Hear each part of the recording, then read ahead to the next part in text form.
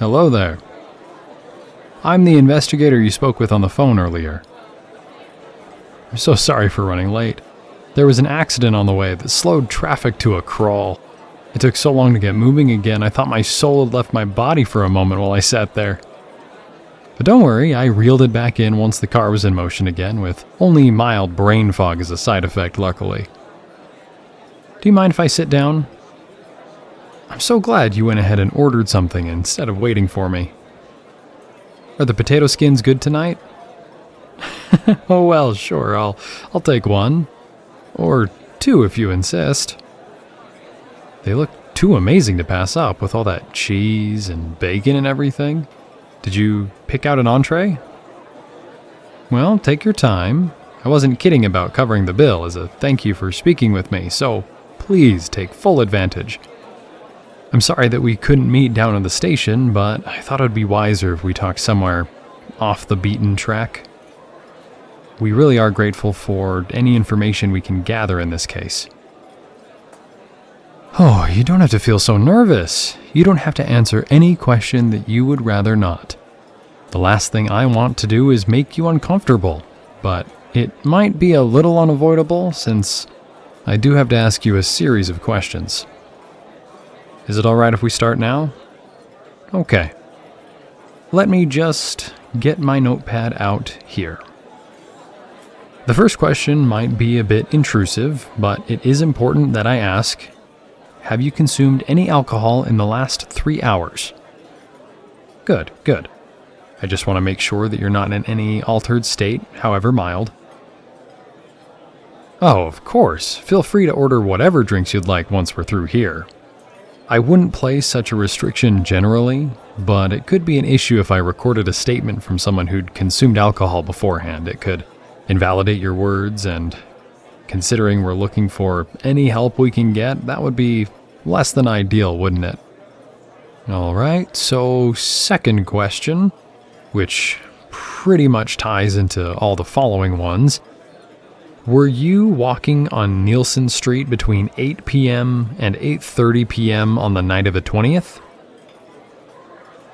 Okay, not entirely sure of the time, that's no problem. And while you were walking, did you come across anything out of the ordinary? Are you certain about that? Please think carefully. If you saw anything at all, it could be crucial to our investigation. Nothing strange at all. Listen, I can understand if you're hesitant to tell me anything. Maybe you just don't want to talk about it. Maybe you're afraid that you'll somehow get into trouble. I don't know. All I want is to gather details about what happened. Because right now, we're running on empty. You won't be in any trouble. You won't be brought up by name if this goes to court. You have nothing to lose. Help us out here.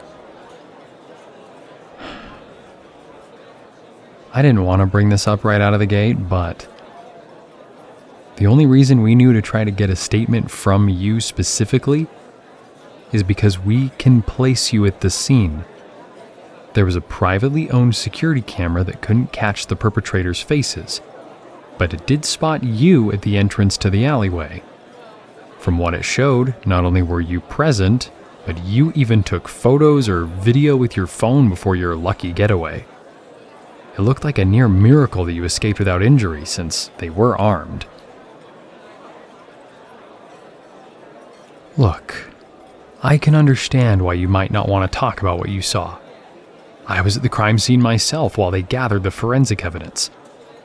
It's true I've seen far worse during my time with law enforcement, but that doesn't make the lesser crimes any easier to swallow. There's been a string of similar crimes all over the city in the last several months. We've been connecting the dots one by one, but every time we think we're close to finishing the picture, the line is cleanly cut off, or previous dots just vanish entirely. Our hope is that you, as a potential witness, will help fill in at least one of the gaps. It was difficult for even me to see the aftermath of that crime. I can't imagine how horrific it might have been to be on hand while it was being carried out.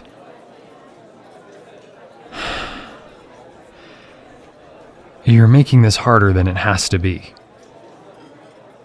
We know that you were there and that you saw something, if not everything. I don't want to put any pressure on you, but we don't have much of a choice.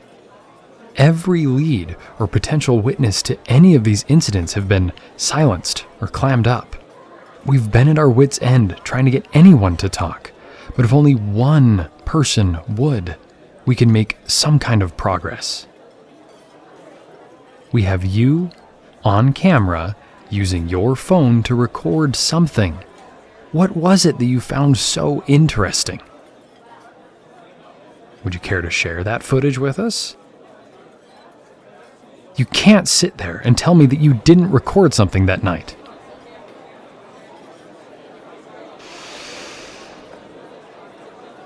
I didn't want to tell you this, because I didn't want to frighten you unnecessarily, but you aren't making this easy for me. So, I'll be upfront with you. We suspect that this is all the work of organized crime in the city.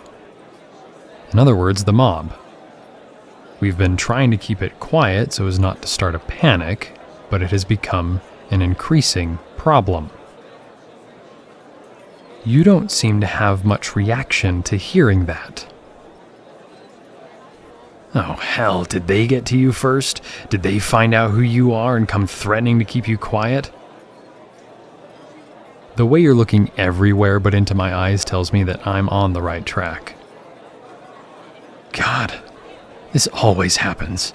No wonder you're not offering up your photos or footage. They probably smashed your phone to bits. You should just be thanking your lucky stars that they haven't scrubbed you out already if they got to you this quickly. It's the easiest solution when they have little problems like you hanging around. They don't like loose ends. Or potential witnesses. But if they left you alive, they must not think of you as a threat. So of course they at least deleted the video evidence. Listen, honey.